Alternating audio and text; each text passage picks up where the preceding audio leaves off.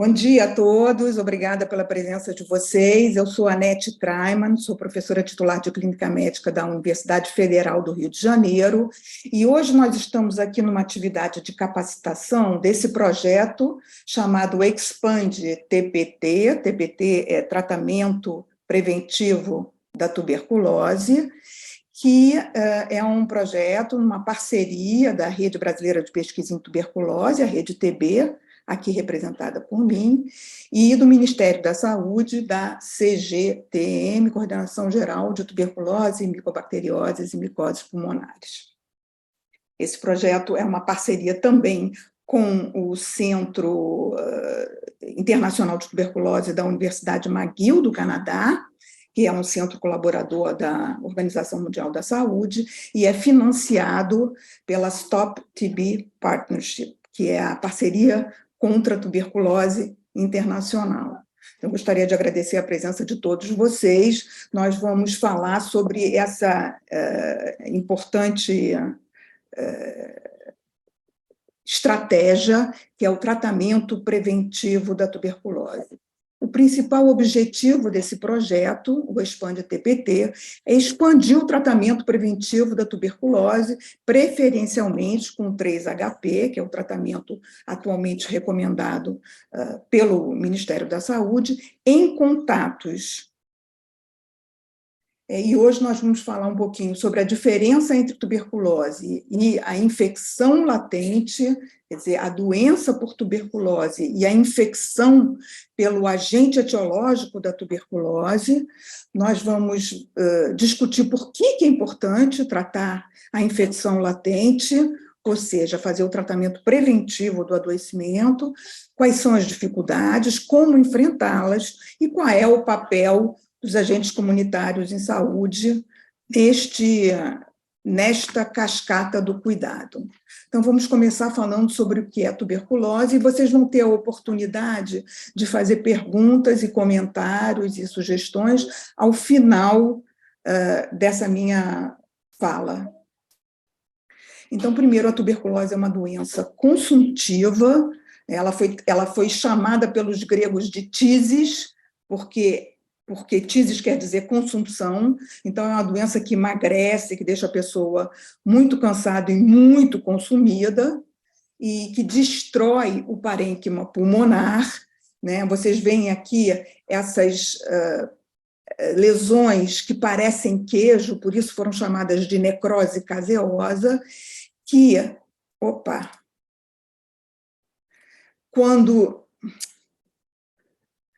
há essa destruição do parênquima, elas podem deixar cavernas, elas são eliminadas pela via brônquica, né? Aqui a via brônquica, e deixam essas cavernas como sequela. Os sintomas da tuberculose podem incluir, por causa disso que eu estou falando, tosse, hemoptise, ou seja, catarros com sangue, ou sangue puro, hemoptise é sangue puro, hemoptóico é catarro com sangue, podem produzir tosse seca ou produtiva, dor no peito, falta de ar, dispneia, odinofagia, que quer dizer dor à deglutição, e rouquidão, que podem indicar o acometimento da laringe. Então, pessoas que têm tuberculose no pulmão e que têm tuberculose na laringe são pessoas que transmitem a tuberculose. Ela também pode dar sintomas sistêmicos, cansaço, fadiga, febre, sudorese noturna, falta de apetite e emagrecimento. Em crianças pequenas, principalmente nos contatos de menos de 5 anos, os sintomas podem ser mais sutis. Então, a pessoa pode ter, a criança pode brincar menos do que ela está acostumada a brincar, correr menos, pode ter cochilos, né, fazer sonecas mais longas ou mais frequentes, né? Então, um dos sintomas é a sonolência, e ela pode ter sinais e sintomas de envolvimento do sistema nervoso central.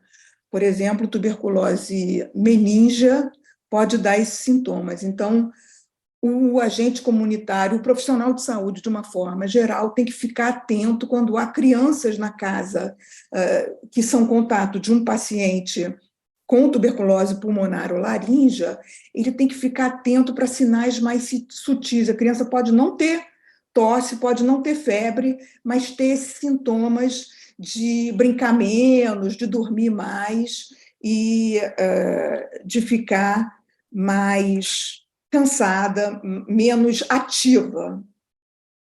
O diagnóstico da tuberculose, doença, estamos falando da doença aqui, é feito através do exame do escarro, a baciloscopia, que a gente vê os bacilos corados de rosa na baciloscopia. Aqui são células presentes no escarro, e esses bastonetes rosa são os bacilos de Koch ou Mycobacterium tuberculosis, causadores da tuberculose. Na verdade, numa baciloscopia, você não pode afirmar que é o bacilo de Koch. Você afirma que é um bacilo que a gente chama de BAR, bacilo ácido álcool resistente, mas não dá para afirmar com certeza que é o Mycobacterium tuberculosis, porque outras micobactérias também podem ser curadas por esse mesmo método de coloração. Este teste aqui, o teste rápido molecular, atualmente feito com esse cartucho chamado Ultra, ele é um teste mais específico. Ele diz para a gente isto é tuberculose e ainda de quebra diz se tem resistência ou não à rifampicina. Um teste que também dá certeza do diagnóstico é a cultura, e a cultura, ela também pode dizer, depois de algum tempo, com um teste de sensibilidade aos antibióticos, se essa tuberculose tem resistência a algum dos antibióticos usados no tratamento da tuberculose. Mas é um teste que demora muito para ficar pronto. A gente, em geral, não espera o teste ficar pronto para iniciar o tratamento. Existe também o diagnóstico radiológico, né? Então, a radiografia de tórax tem algumas lesões que são muito sugestivas de tuberculose, mas você não pode dizer que uma pessoa tem tuberculose somente com o diagnóstico radiológico, mas na dificuldade, às vezes, de confirmar bacteriologicamente, é o teste rápido molecular e a cultura que confirmam com certeza que a pessoa tem tuberculose. E a baciloscopia, de uma forma geral, aceita-se como confirmação também em casos sugestivos, mas o diagnóstico radiológico auxilia no diagnóstico. Então, aqui a gente vê cavernas, a tuberculose ativa, em geral, ela acomete mais os terços superiores. Vocês tinham visto naquelas lesões patológicas, a necrose caseosa e as cavernas no terço superior, e, de fato, é no terço superior que há maior acometimento. Então, aqui a gente vê lesões de condensação, e aqui a gente vê caverna no terço superior, tem mais de uma, por sinal, tem outras cavernas menores, no terço superior dos pulmões. Mas a tuberculose não acomete apenas os pulmões, ela pode acometer o sistema nervoso central. Aqui a gente vê um abscesso do cérebro, na tomografia cerebral. Ela pode acometer os olhos, causando cegueira. Ela pode acometer a pleura, aqui a gente vê um derrame pleural, água na pleura. Ela pode acometer, isso é uma forma frequente em pessoas vivendo com HIV e em crianças, ela acomete os gânglios, ela dá ínguas, de uma forma geral. Ela pode acometer os rins, então aqui a gente vê um exame que era feito no meu tempo, a pielografia, em que você vê o rim direito excluído, você fez o contraste, o rim esquerdo está excluindo o contraste, mas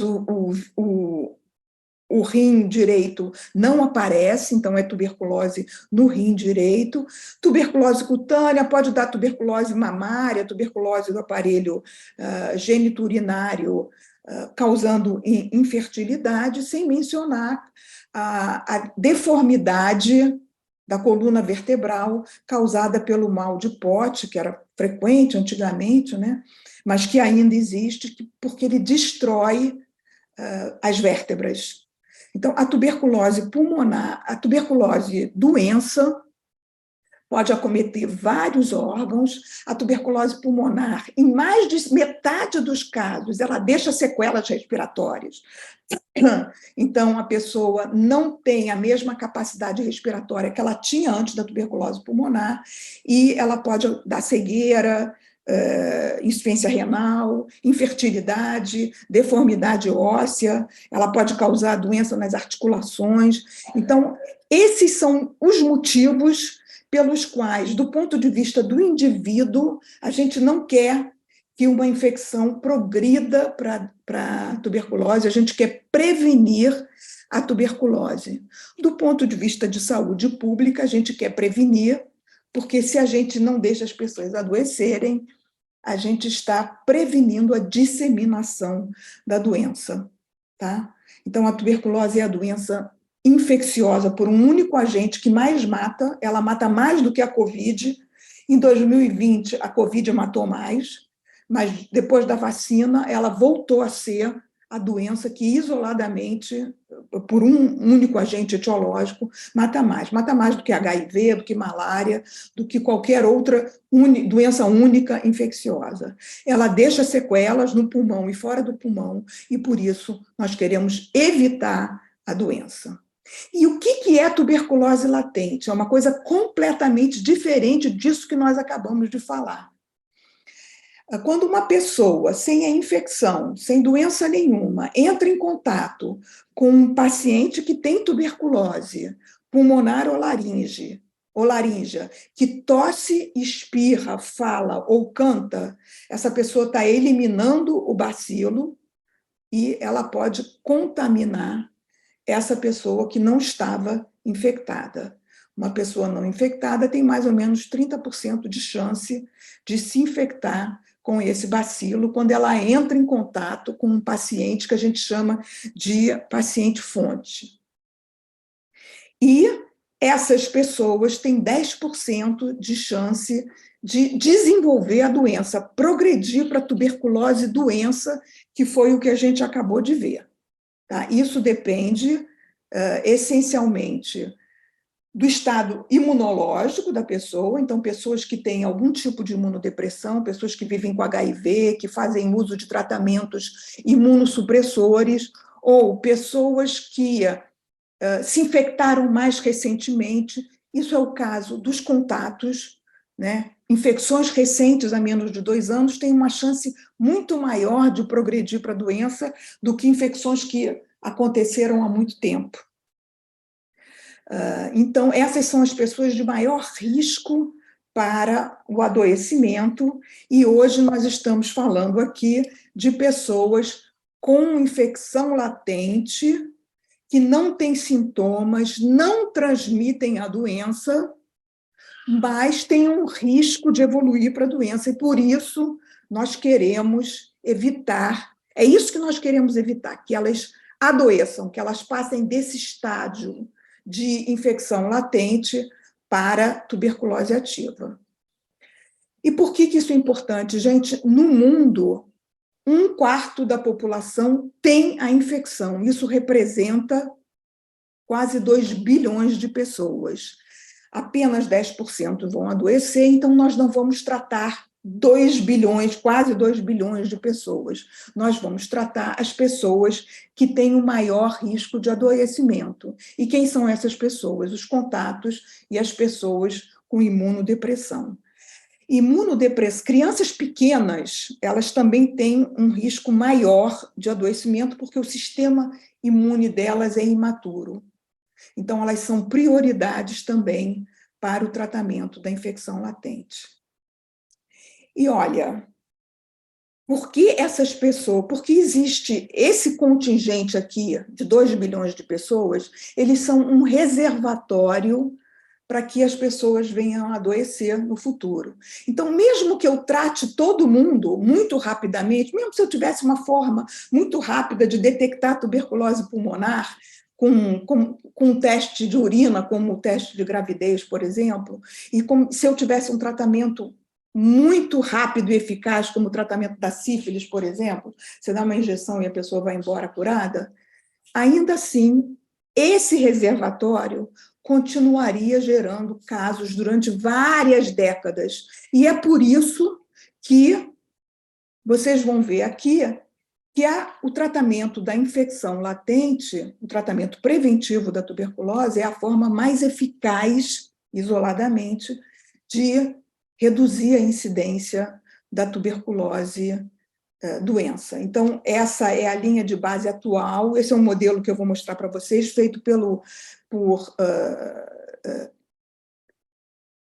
colaboradores da Organização Mundial da Saúde. Então, atualmente, a linha de base é essa, 1.000 casos novos de tuberculose para cada 1 milhão de habitantes todo ano. Isso é mais ou menos o que se vê em Manaus, no Rio de Janeiro, perto disso em Porto Alegre, Recife, etc.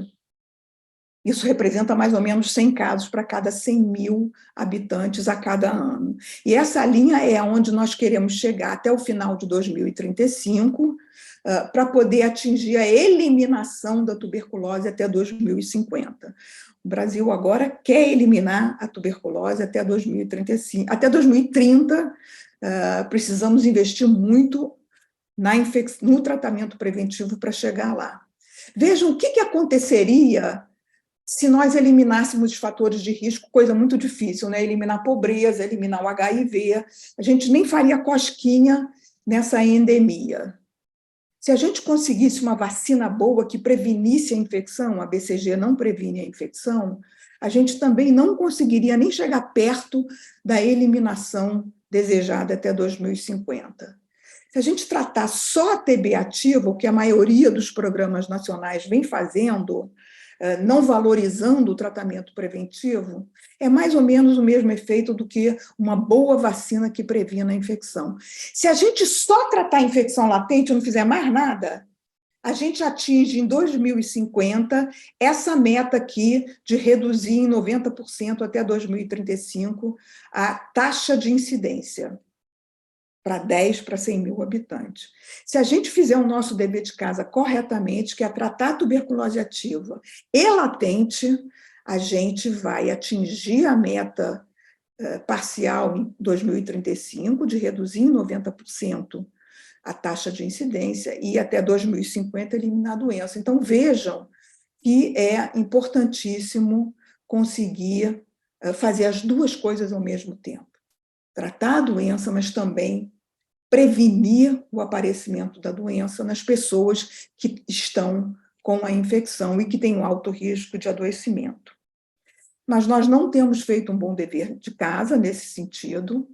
Isso se dá porque o slide está em inglês, mas não é para vocês lerem o que está escrito, é para vocês entenderem que existe uma cascata, esse desenho foi feito para mimetizar uma cascata do cuidado da infecção latente. A pessoa precisa ser identificada, depois ela precisa receber um teste para saber se ela tem a infecção ou não, o teste tem que ter o resultado, depois, se o teste for positivo, ela precisa de outros exames, uma radiografia de tórax para eliminar, para afastar a doença em atividade. Depois, ela precisa que o médico esteja convencido de que ela precisa do tratamento, que ele prescreva o tratamento, ela precisa aceitar o tratamento, começar o tratamento e, finalmente, completar o tratamento. Então, nessa longa cascata do cuidado, mais de 80% das pessoas são perdidas. E vejam, menos de 20% completa o tratamento, mas as maiores perdas não se dão na fase de tratamento, elas se dão no início. As pessoas não estão sendo nem identificadas para fazer o teste. E é aí que vocês, agentes comunitários de saúde, vão entrar. Vejam, se eu tiver um tratamento maravilhoso, com 100% de adesão, maior parte das pesquisas tem sido feitas no sentido de encontrar tratamentos mais curtos e melhor tolerados, e o Brasil recentemente adotou um tratamento mais curto e mais seguro do que a isoniazida, já já nós vamos falar disso. Mas vejam, se um tratamento com 100% de adesão, que não existe ainda, pelo menos, se eu identificar apenas 100 pessoas que são elegíveis para esse tratamento, e no Brasil, mais ou menos, existe uma perda enorme de pessoas identificadas, e, na verdade, apenas 30% têm a prova tuberculínica positiva, tanto dos contatos quanto das pessoas que vivem com HIV, que são os dois grupos prioritários. E se a gente perder aqui uma parte dessas pessoas, mais 30% mais ou menos, nós teríamos 21 iniciando o tratamento, e com um tratamento de 100% de adesão, nós teríamos 21 pessoas completando o tratamento. Se eu tiver um tratamento, uma adesão que não é tão boa, 50% de adesão apenas, mas se eu identificar 1.000 contatos ou pessoas vivendo com HIV, e com a mesma taxa de positividade, 300 vão ter a prova tuberculínica, a mesma taxa de perda, 210 iniciam o tratamento, eu tenho 105 completando o tratamento. Então, eu tenho 5 vezes mais pessoas completando o tratamento numa cascata que é igualzinha e cuja única diferença é que eu coloquei mais gente dentro da cascata. Eu identifiquei 10 vezes mais pessoas, mas como a adesão não era tão boa, eu tive 50%, eu tive 5 vezes mais pessoas completando o tratamento. Então, vejam que colocar mais gente na cascata pode ser até mais importante do que um tratamento mais curto e melhor tolerado. Não quer dizer que a gente não queira um tratamento mais curto e melhor tolerado, é lógico que a gente quer, mas o mais importante vai ser o que vocês vão fazer, que é botar gente para dentro dessa cascata do cuidado. Tá? As maiores perdas estão aí, e hoje no Brasil nós temos mais ou menos 65% de adesão ao tratamento, ele está aumentando com esse novo tratamento mais curto, então a gente deve ter 70%, 80% de adesão, se a gente conseguir mais gente nessa cascata do cuidado, entrando na cascata do cuidado, nós vamos conseguir atingir as metas que nós queremos atingir. Então, essa é a primeira etapa, identificar os contatos domiciliares. E eu vou dar aqui algumas dicas para vocês de como a gente faz isso. Primeiro, a definição do que é um contato intradomiciliar não são apenas as pessoas que moram na mesma casa. É qualquer pessoa que nos últimos 3 meses dormiu na mesma casa, pelo menos uma noite por semana, ou que passou mais de 1 hora por dia na mesma casa por pelo menos 5 dias na semana. Tá? Então, isso não é apenas quem mora na mesma casa. A babá, a vovó que vem tomar conta das crianças, não é? A pessoa que vem fazer refeições na mesma casa, é muito comum, né, principalmente nos meios, no Brasil, em meios mais pobres, né, em comunidades carentes, existe um puxadinho, né, a pessoa vem comer na casa, traz as crianças e vem comer na casa dos avós diariamente, a pessoa vai na casa para levar roupa para lavar, fica lá todo dia. Então, a pessoa pode ir na casa de outra pessoa dormir, a namorada do adolescente que dorme 1 noite por semana ali, crianças que vêm brincar junto com outras crianças na mesma casa, isso tudo são contatos intradomiciliares. E o que é o caso índice ou o caso fonte? Principalmente caso índice é a primeira pessoa na casa que foi descoberta com tuberculose, mas caso fonte são as pessoas com tuberculose pulmonar ou com tuberculose laríngea, que foi confirmada bacteriologicamente por qualquer exame, baciloscopia, teste rápido molecular, cultura, mas também pessoas com tuberculose, no Brasil principalmente, pessoas com tuberculose pulmonar, com diagnóstico clínico radiológica e que têm uma tosse produtiva, elas também são consideradas como caso-fonte e os contatos devem ser avaliados e, se a infecção latente for confirmada e a tuberculose ativa excluída, essas pessoas devem ser tratadas.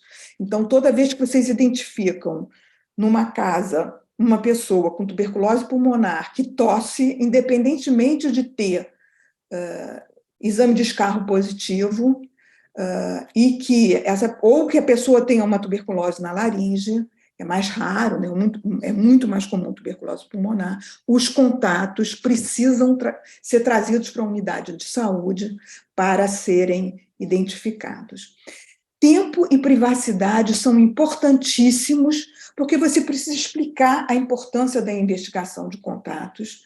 Você não pode... se a pessoa não entende o que ela está fazendo ali, ela não vai continuar. Vocês viram que há vários testes para serem feitos, e se a pessoa não tem nenhum sintoma, né? O contato, mesmo que tenha a infecção, ele não tem nenhum sintoma de tuberculose. Vai ser difícil ele entender que ele tem que fazer exames e que ele tem que tomar um remédio, eventualmente, se os exames mostrarem que ele deve tomar um remédio. Então, é preciso mostrar para eles a importância da avaliação dos contatos, principalmente os contatos que têm algum fator de risco, aqueles que têm menos de 5 anos de idade e aqueles que têm infecção por HIV. Eles são prioridade absoluta, mas não apenas eles, tá? Todos os contatos no domicílio devem ser avaliados. Você precisa de tempo e de privacidade também para descobrir quem visitou ou ficou na casa do paciente nos últimos 3 meses, ou na casa de quem que esse paciente em índice dormiu. Ele pode ter uma outra família, cuja família oficial não sabe, né? Então, é preciso um pouco de privacidade para conversar com ele. E ele precisa se sentir confortável, e ele precisa sentir que você não está com pressa para poder conversar com ele e transmitir para ele as coisas que são importantes, ou seja, por que é importante ele prevenir, por que ele pode ter se infectado, e existe um tratamento preventivo para ele não adoecer. Perguntas que podem te ajudar a identificar os contatos é quem mora com você, mas não apenas isso, quem mais dorme lá, com que frequência e por quanto tempo, quem mais faz refeições na sua casa, com qual frequência, quem mais passa tempo em sua casa, com que frequência e por quanto tempo eles geralmente ficam.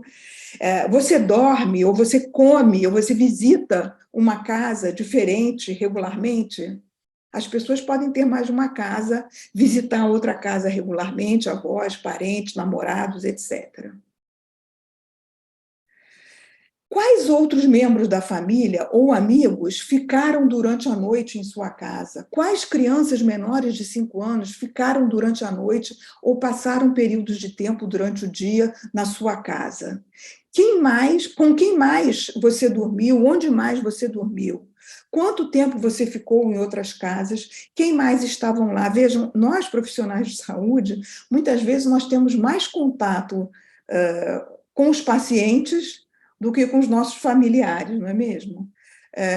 Então, assim, às vezes as pessoas passam tempo fechados no escritório com pessoas 8 horas por dia. Essas pessoas não são contatos intradomiciliares, mas são contatos próximos. É importante trazer essas pessoas também para o sistema de saúde. A segunda etapa é identificar se essas pessoas têm a infecção latente ou não. Porque quem não tem sintoma e não tem a infecção latente pode ter alta, não precisa de nenhum outro exame. Nós só vamos tratar as pessoas que têm a infecção, porque são elas que vão se beneficiar.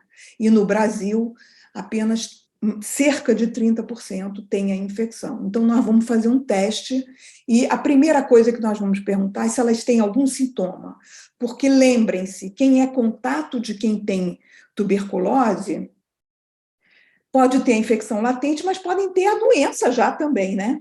Então, a gente quer saber se essas pessoas têm algum sintoma, porque elas vão precisar de outros testes além da prova tuberculínica ou do quantiferon, no caso. Então, vocês podem agendar a consulta médica se ela tem sintoma, se ela é uma pessoa com HIV, porque mesmo que o teste dela seja negativo para a infecção, ela vai ter que se tratar. Então, essa pessoa que nem vai fazer o teste para a infecção, ela vai direto tratar a infecção latente se a tuberculose foi excluída, então ela precisa de consulta médica, e as crianças de menos de 10 anos, porque as recomendações do Brasil são de radiografar, além de fazer a prova tuberculínica, em crianças de menos de 10 anos. Por que essas pessoas são prioridade? Porque elas têm maior risco de adoecimento, mas não são só elas que precisam ser identificadas. Todos os contatos devem ser identificados, mas com essas a gente tem que correr, tá bom? No mesmo dia em que a gente conversa para saber se elas têm sintomas, se elas têm infecção conhecida pelo HIV e se elas são crianças, nesse mesmo dia a gente já aplica a prova tuberculínica. Se for criança, tem a alternativa de fazer um IGRA, que é um teste, é um exame de sangue, é o quantiferon, é um exame de sangue cujo resultado é exatamente parecidíssimo com... Ele diz para a gente a mesma coisa que a prova tuberculínica diz, se a pessoa tem a infecção ou não. Então, no mesmo dia, a gente aplica a prova tuberculínica e pede para voltar 48 a 72 horas depois da aplicação. O ideal é mandar voltar 48 horas depois. Por quê?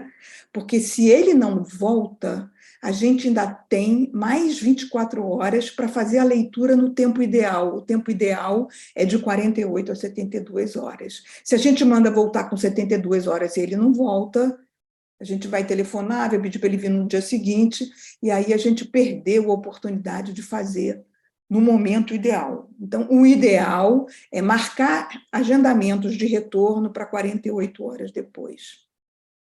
É claro que se a pessoa tem sintomas, isso aqui são os ensaios de liberação do interferon gama, chamados de IGRA, é a sigla em inglês, interferon gama release assay, quer dizer, ensaio de liberação. No Brasil, o IGRA que existe é o quantiferon plus. O resultado dele vem como positivo ou negativo, ele significa a mesma coisa do que uma prova tuberculínica positiva, quer dizer que a pessoa tem infecção.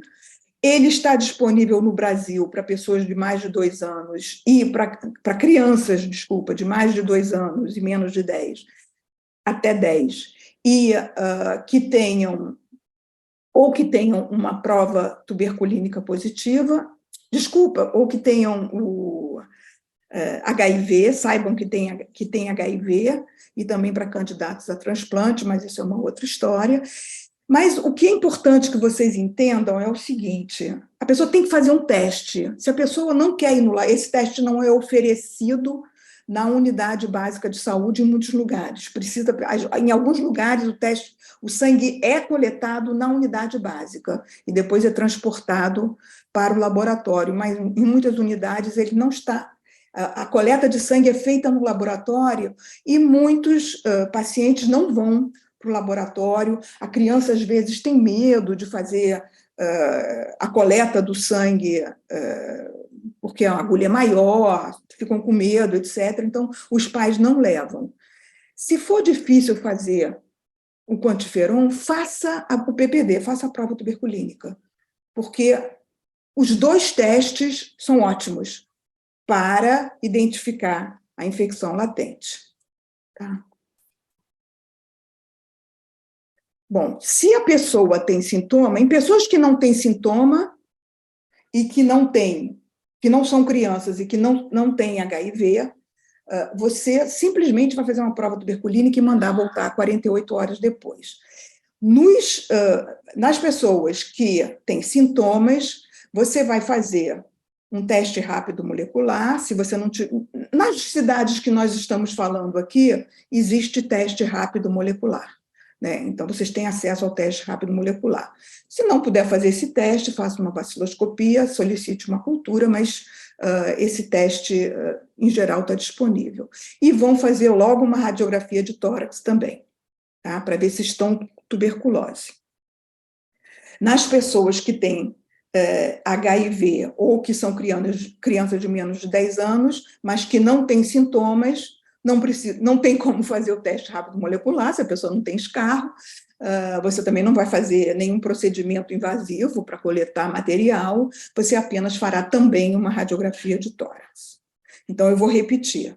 Se a pessoa não tem sintoma, ela faz apenas a prova tuberculínica ou o IGRA na primeira consulta. Se ela tem HIV ou se é criança, ela também vai fazer uma radiografia de tórax. Se ela tem sintoma, ela vai fazer a radiografia de tórax e o teste rápido molecular. E tudo isso na primeira visita. Perguntar se tem sintoma, garantir que seja aplicada a prova tuberculínica ou que o sangue seja coletado, e se sintomas, vai fazer a coleta de escarro e faz a radiografia. Se for criança, se tiver sintoma, ou se tiver o PPD, ou se for uma pessoa vivendo com HIV, vai também fazer a radiografia, vai ter que ser agendada uma consulta médica. Depois, na segunda consulta, ela já vai chegar com o resultado da prova tuberculínica e dos testes para tuberculose. Então, o médico já vai poder tomar uma decisão, né? Então, se a pessoa chega, se ela não tinha sintoma, e ela chega com uma prova tuberculínica positiva, o que acontece quando a pessoa tem a infecção latente, mas não tem a doença, vai ser a maioria das pessoas, tá? A maioria das pessoas, dos contatos, não são crianças, não tem HIV e não tem sintomas. Você vai fazer a prova tuberculínica e 1/3 dessas pessoas apenas vai voltar, vai precisar continuar na cascata do cuidado, os outros podem sair. Essas pessoas vão ter que fazer uma radiografia de tórax para você ter certeza que elas não têm tuberculose antes de você prescrever o tratamento preventivo. E aí você, nessa segunda visita, já sabe que ela não tem a doença e você vai prescrever o tratamento atualmente recomendado no Brasil. São 3 meses de isoniazida com rifapentina, esse H é de isoniazida, esse P é de rifapentina. Então, são 12 doses, em 3 meses, mas é uma dose por semana. São 12 doses no total, e a pessoa vai tomar, como no Brasil a gente ainda não tem a dose fixa combinada, a pessoa, por enquanto, a pessoa vai tomar 6 comprimidos de rifapentina e 3 comprimidos de isoniazida de 300 miligramas. O Ministério da Saúde está distribuindo e tem nas farmácias, porque a isoniazida que a gente usava, quando usa isoladamente isoniazida, ela é de 100 miligramas. Para os pacientes que estão fazendo 3-HP, tem isoniazida de 300 miligramas na farmácia, né? São 3 comprimidos, porque são 900 miligramas, e mais 6 comprimidos de rifapentina, então são 9 comprimidos, eles não precisam ser deglutidos de uma vez só, né? Você pode tomar 2 comprimidos, tomar um gole d'água, descansar 5 minutos, tomar mais 2, etc., até conseguir tomar os 9, mas eles têm que ser tomados ali no espaço de meia hora, 40 minutos, 1 hora, tá? Então, toma esses 9 comprimidos, depois só vai tomar novamente dentro de 1 semana. Quais são os principais efeitos adversos desse regime? A rifapentina pode dar alergias, às vezes com hipotensão, queda da pressão arterial, edema de Quincke, que é aquele edema com falta de ar, né? Os lábios ficam inchados, os olhos ficam inchados, e pode haver edema da laringe também, necessitando de hospitalização, mas isso é um evento, graças a Deus, muito raro, mas precisa ser reconhecido. Enjoo ou diarreia, lesão do fígado, porque a isoniazida pode dar lesão no fígado, mas a rifampicina também é mais comum com a isoniazida do que a rifampicina, e nem a rifampicina nem a rifampicina podem ser usadas em só a rifampicina não pode ser usada em crianças de menos de 2 anos, a rifampicina pode, e em grávidas até que apareçam novos estudos nessas populações. Tá? Ainda não está recomendado, não é porque faz mal, não, é porque a gente não sabe se faz mal ou não. Então, crianças de menos de 2 anos e grávidas, por enquanto, não podem tomar esse regime. Então, resumindo, na primeira visita, a gente pergunta por sintomas, faz o PPD ou o IGRA e investiga se a pessoa tem sintoma. A gente já sabe que também investiga nos casos mais raros de ter HIV e de ser criança. E, numa segunda visita, a gente já faz a leitura do PPD ou recebe o resultado do IGRA, faz uma radiografia de tórax, se o PPD ou o quantiferon forem positivos, e se a radiografia for normal, já inicia o tratamento preventivo. E o que a gente precisa de vocês? Vocês são os agentes mais importantes na cascata do cuidado. Por quê? Porque as maiores perdas se dão nas etapas iniciais. Então, vocês vão precisar identificar esses contatos, convencê-los de que estão sob o risco de adoecer, mas que podem evitar esse adoecimento, que existe um remédio muito mais simples do que o remédio da tuberculose e doença. Vocês vão encaminhar os de maior risco para consulta médica e vão encaminhar aqueles que não têm sintoma, nem os outros fatores de risco, para fazer o PPD. Esses são os que precisam da consulta médica. Já para a primeira consulta, vocês vão agendar o PPD e, se tiver sintoma, vão agendar o teste rápido molecular ou a baciloscopia e a radiografia de tórax e vão acompanhar para ver se eles aderiram ao tratamento. Na segunda visita, se o PPD for positivo, se a pessoa não fez na primeira visita, porque não tinha sintoma, ela vai realizar a radiografia de tórax e, na próxima, e já vai fazer uma consulta para iniciar o tratamento. Vocês têm que garantir que isso seja feito muito rapidamente, em 2 visitas, porque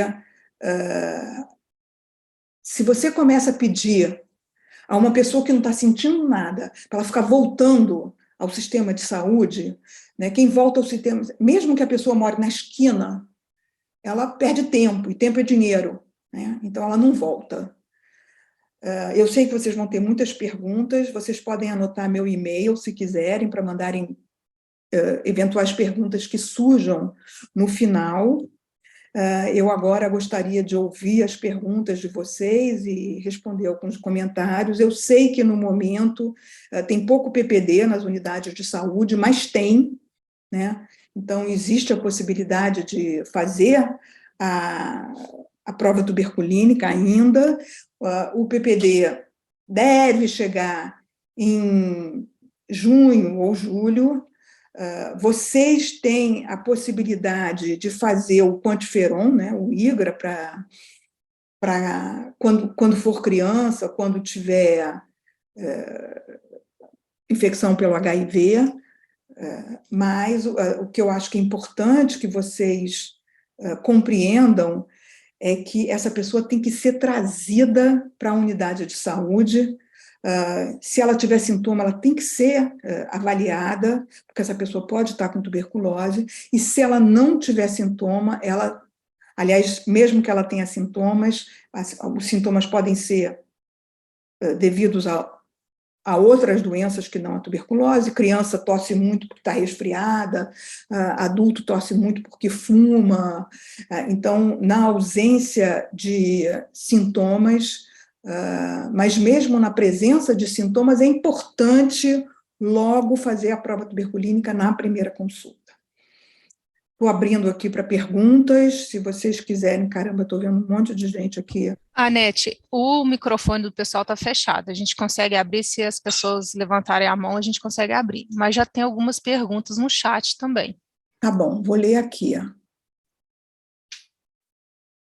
Aqui no município ainda não temos o IGRA em Porto Alegre. Sim, as pessoas, olha só, nós estamos falando, eu estou falando hoje de contatos. Eu não estou discutindo todas as indicações de tratamento preventivo, né? Então, pessoas vivendo com HIV têm outras indicações de fazer o tratamento preventivo que não são o fato de ter contato. Pessoas com HIV que têm contato com alguém com tuberculose não precisam fazer teste nenhum. É que nem quem tem menos de 350 de CD4, tá? Vai fazer direto o tratamento preventivo. Só precisa fazer uma radiografia para ter certeza que não tem tuberculose pulmonar. Alguém da secretaria pode responder a questão do IGRA? Pode levantar. Anete, a informação que a gente tem aqui do Ministério da Saúde é que todos os estados as equipes foram treinadas e os kits enviados, né? E aí os estados estão fazendo a expansão, distribuindo para as unidades de coleta. Então, teoricamente, era para ter chegado, sim, aí em Porto Alegre. Acho que a Carla Jarczewski, que é da secretaria, pode responder, e a Carla Almeida também quer comentar. Estão me ouvindo agora? Sim. Nós, em princípio, tanto quanto eu saiba, no Brasil inteiro, a rede IGRA ainda é frágil. Nós, aqui no Rio Grande do Sul, tivemos uma série de laboratórios que foram identificados pelo Ministério da Saúde como tendo interesse, antes mesmo de ser conversado com a coordenação estadual. No entanto, quando a coordenação estadual foi envolvida nesse processo, muitos deles não tiveram interesse, visto que, inclusive, os equipamentos que realizam teste de ELISA não existem mais nesses laboratórios. Fora isso, o Ministério da Saúde fornecerá apenas os insumos e muitos locais aceitando participar de uma rede onde não tenham reembolso pelo exame. Então, o que nós temos de concreto hoje aqui no estado do Rio Grande do Sul? Que Porto Alegre tem um laboratório municipal e que esse laboratório municipal, se quiser fazer o teste, nós apoiamos e, com certeza, o Ministério da Saúde também apoiará. Mas nós temos de concreto o laboratório da Faculdade de Farmácia da URGS fazendo para os pacientes HIV positivos já pactuados em CIB, que já realizam coleta de carga viral e CD4 e encaminham para esse lugar. Em curto prazo, teremos o Hospital Sanatório Partenon fazendo, mas que não vai dar conta de fazer para toda a rede. E o Hospital de Clínicas de Porto Alegre fazendo apenas para o seu público interno. Então, assim, aqui no estado do Rio Grande do Sul não é uma realidade de forma disseminada. Eu tenho conversado com coordenadores de outros locais que me repetem a mesma dificuldade. Os laboratórios não têm mais aparelho de ELISA e quem tem não se dispõe a fazer um teste que é complexo, que tem toda uma interface com a rede, tem toda a questão da coleta em tubos especiais. Então, o que nós temos é hoje, temos que continuar com o PPD, e eu até coloquei ali uma pergunta de como as coisas ficarão agora com a falta iminente do PPD no Brasil. Nós já não recebemos há alguns meses, e temos uma perspectiva, através do Ministério, que somente no final desse semestre vai estar regularizada a distribuição para os estados. Nós aqui já distribuímos as últimas unidades que foram por nós recebidas. Então, fica essa situação.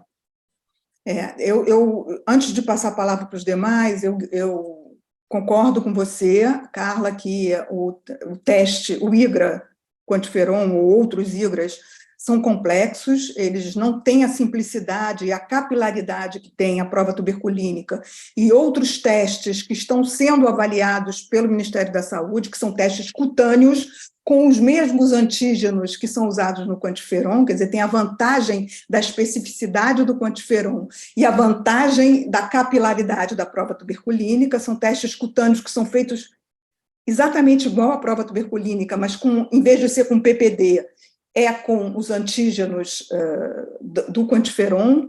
Então, são testes que foram aprovados pela OMS e o Brasil está avaliando essa possibilidade, sem querer responder em nome do Ministério, mas já respondendo. A gente, de fato, não pode continuar refém de um insumo, o PPD, que ora, assim, não é a primeira vez que falta, não é só no Brasil que falta, não é? Então, nós precisamos rever essa situação de dependência do PPD, além do mais, temos testes que são mais específicos, por que não usá-los? Então, isso está sendo revisto.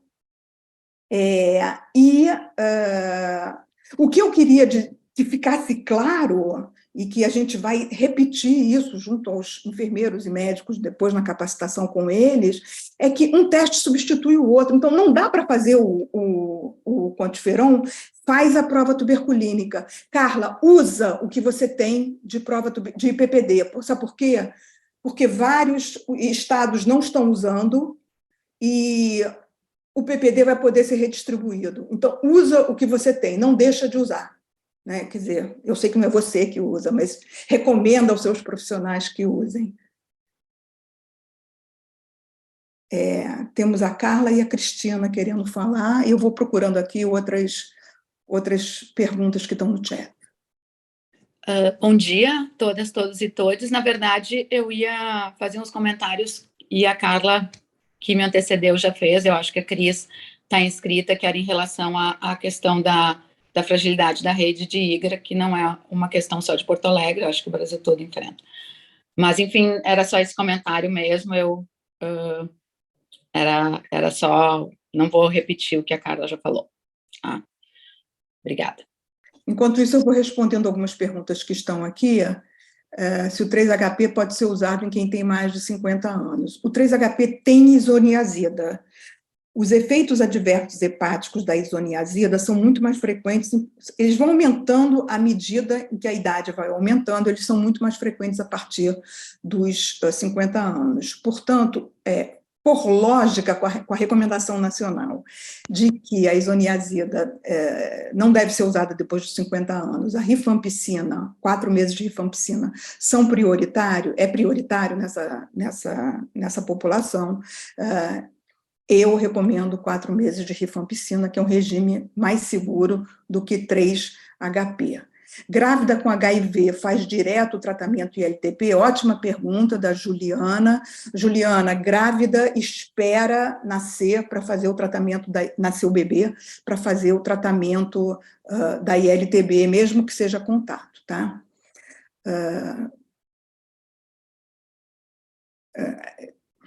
No esquema do 3-HP, a isoniazida deve ser dada em jejum e a rifapentina após alimentos. Ao contrário, a rifapentina é uma rifamicina e as rifamicinas são melhor absorvidas em meio ácido, ou seja, quando a pessoa está de jejum, né, porque o alimento alcaliniza o estômago. Então, é melhor usar rifapentina no jejum e a isoniazida é melhor tolerada quando você dá depois de alguma refeição.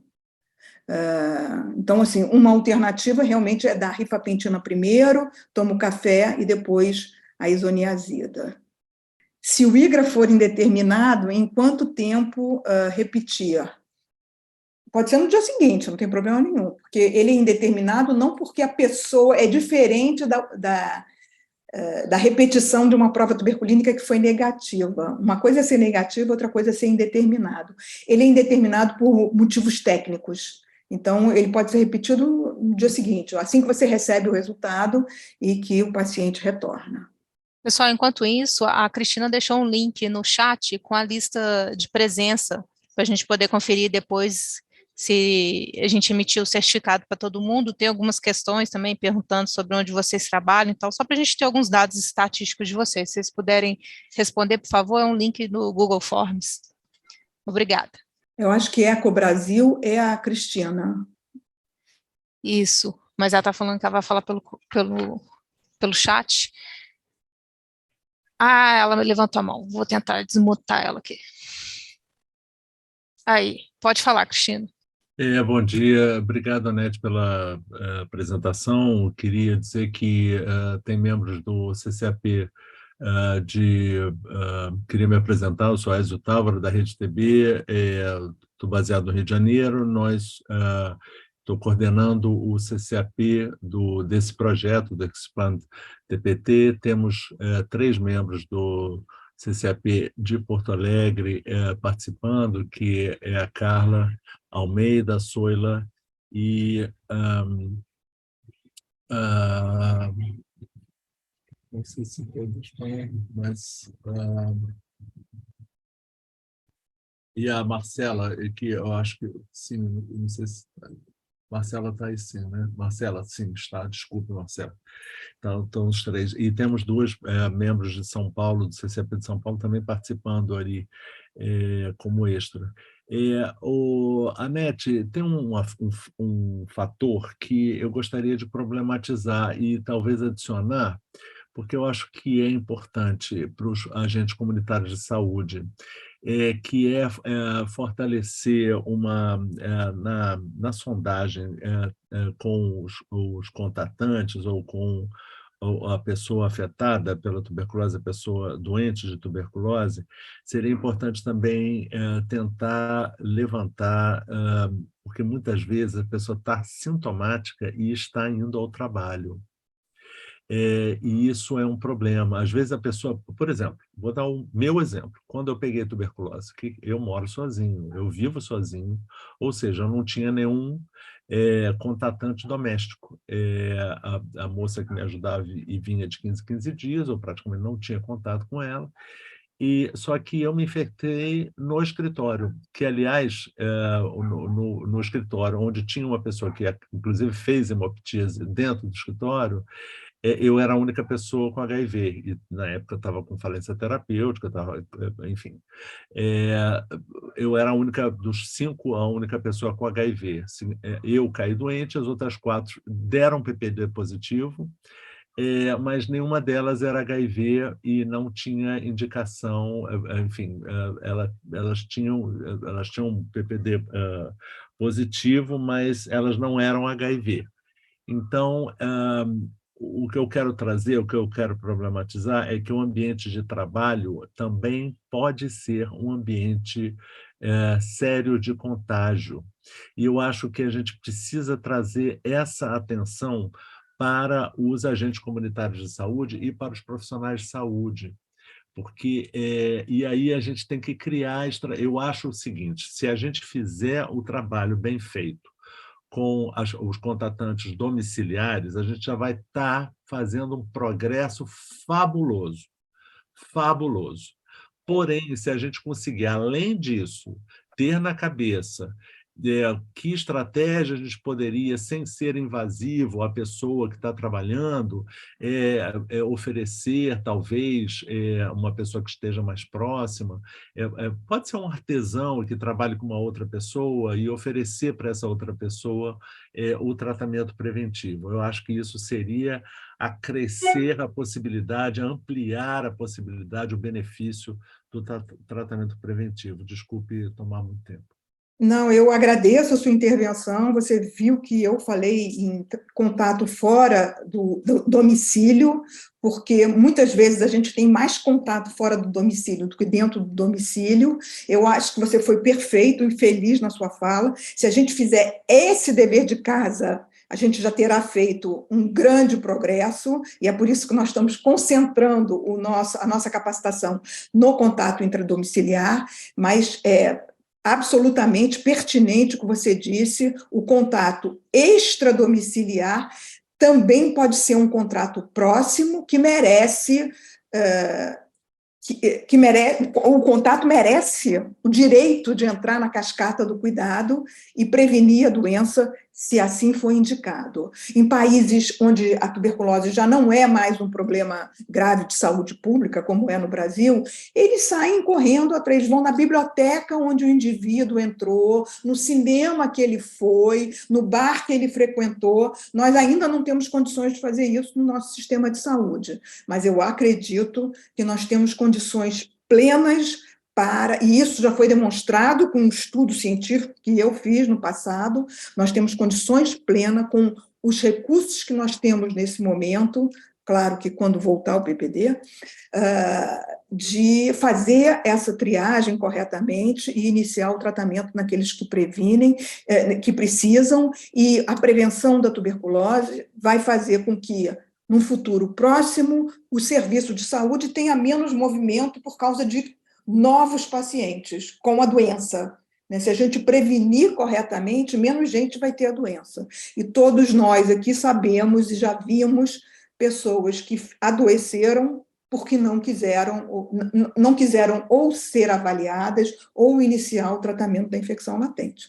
Eu acho que é importante o poder de convencimento, e toda a minha fala inicial foi no sentido de dar argumentos para vocês, né, para que vocês consigam convencer os contatos de comparecerem no serviço de saúde. Eu queria ouvir um pouquinho, eu senti um pouco que as pessoas que fizeram perguntas aqui são pessoas mais da gestão. Os ACS gostariam de perguntar ou de comentar, de acordo com a experiência que eles têm tido. A gente ainda tem uns minutos aí, pode... Alguém? Tem mais uma pergunta no chat, Anete. Essa, na nota técnica, diz que rifampicina e isoniazida, preferencialmente em jejum, rifampicina junto com os alimentos. Eu vou olhar essa nota técnica com cuidado e conversar com a CGTM, porque não faz muito sentido. Pessoal, vocês estão preenchendo o formulário, o Google Forms da presença, mas ao clicar também nessa plataforma que vocês estão assistindo a aula, webinar.aids.gov.br, é só vocês clicarem em meus eventos anteriores, achar o nome desse evento de hoje, clicar em cima dele, que assim que acabar já vai ter disponível o certificado de participação. Por exemplo, quem está aqui como positivo, pode, por favor, mudar o nome para o seu nome real, porque isso vai aparecer também para nós na presença no Zoom. Sim. Cristina, você consegue falar? A gente está te vendo agora. Alô? Oi, só um pouquinho. Bia, desligou.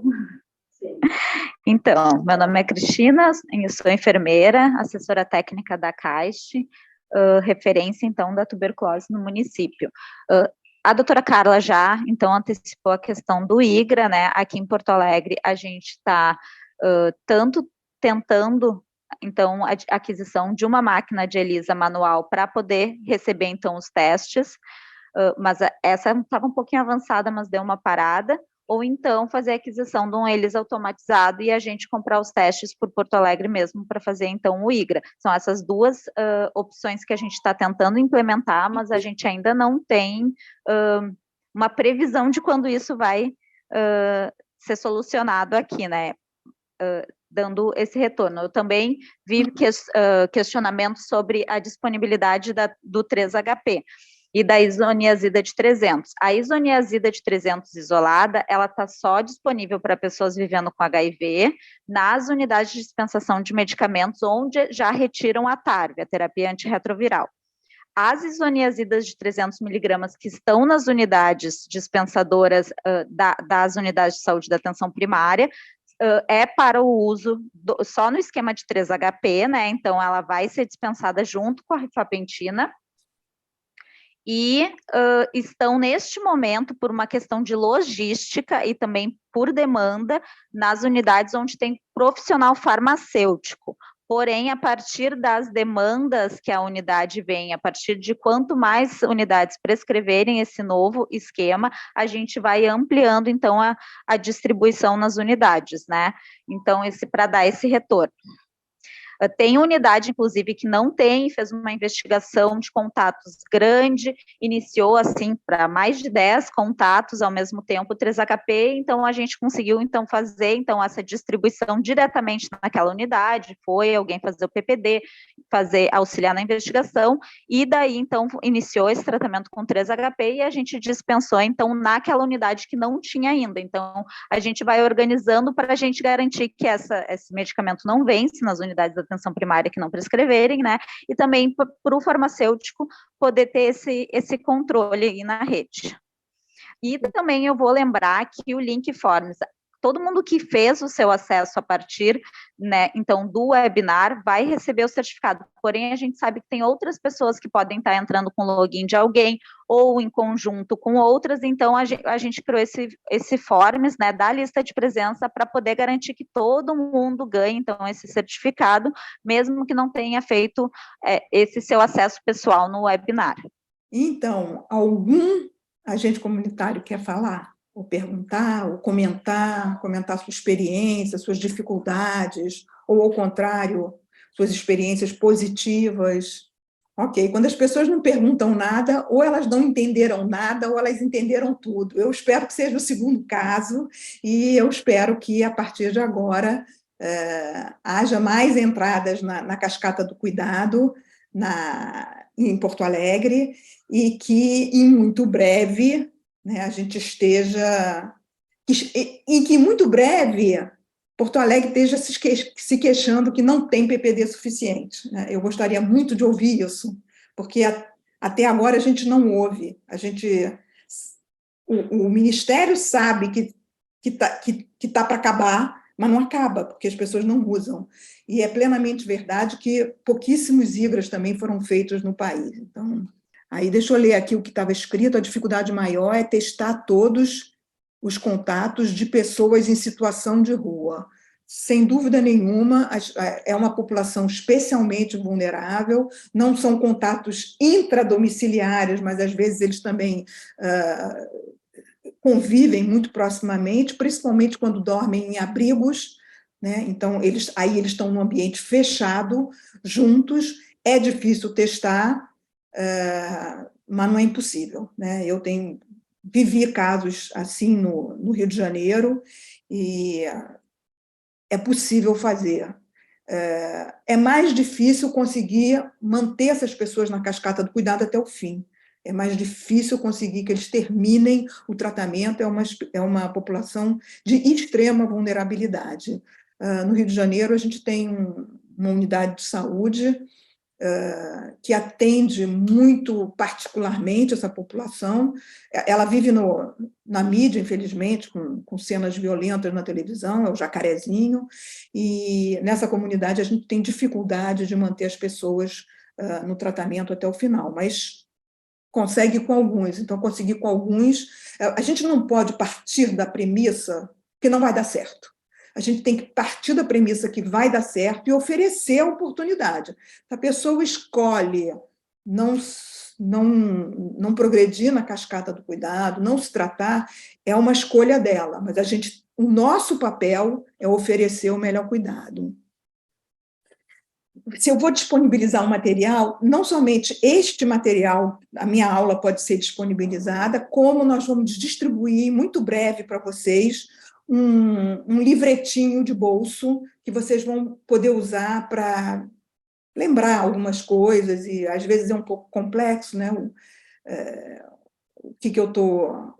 Em que situação que precisa fazer a radiografia, que não precisa, etc. Então, isso tudo vai estar escrito nesse material.